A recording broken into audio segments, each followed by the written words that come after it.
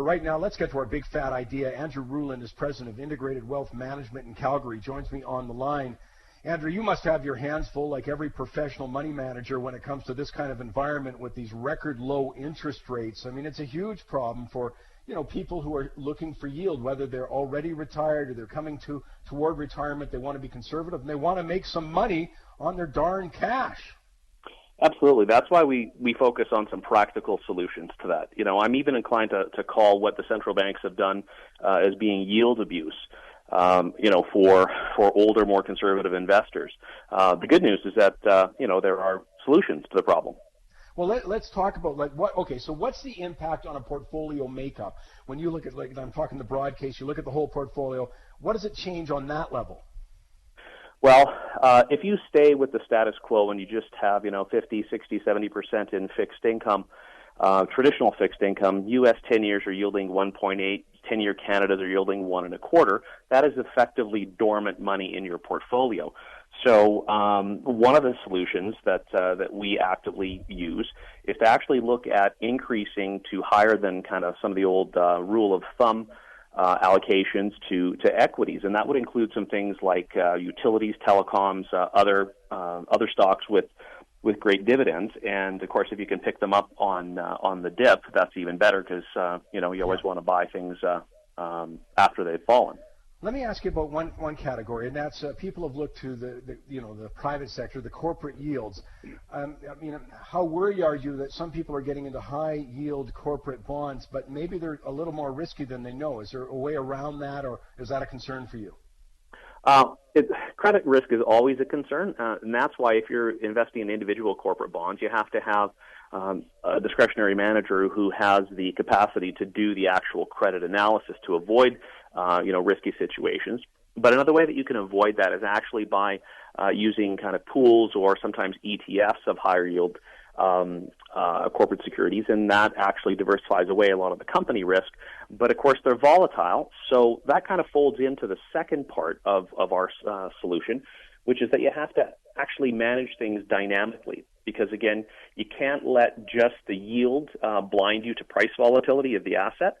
So you have to actually look at actively managing it, not necessarily hyperactively trading it, but actively moving between different higher yielding asset classes, picking them up on the dips and ringing the register and locking in gains when things go well. Yeah, in other words, the days of just handing your money over, never looking at it, that kind of stuff, you'd recommend that is well since over. I think buy and hold and set it and forget it are a recipe for disaster going forward. Yeah, well, I think that's an important point to make because things have changed that way. Give us an idea, though, and I know on moneytalks.net today, we're going to post right now, a list of longer suggestions to elaborate on this because there's a lot of areas to go in, and we're talking about looking for growth in the portfolio, but, as you say, once you get close to retirement, you need funds. You need to get a different approach there. Give us elaborate a little more on the sort of areas that you're putting people into. Well, on the high yielder side, there's preferred shares, especially reset preferred shares. There would be some corporate mortgages or commercial mortgages, some corporate bonds, but also some high-yielding asset-backed types of private securities that would be yielding somewhere between 6 and 8%. And so that's on the fixed income side of things. And then within the blue chip element of the portfolio, of course, if something's paying a dividend, you're paid to wait. It also ends up being less volatile. And then we kind of enhance that, our managers enhance that through the process of even writing covered calls. It's interesting. You started off by saying you consider it rate abuse. And I would also, I'm with you on that term in that, these are manipulated rates. We can not continually, but there's a big imbalance on talking about the impact on borrowers and savers. The savers have been really hit, and we're coming into, of course, the cliche now. It's understood the aging baby boom population. This has really thrown people for a loop. I mean, it's changed what you do for a living, essentially. I mean, you've been in money management for years, but how you do that, as you've just alluded to, is so different now. Yeah, it is.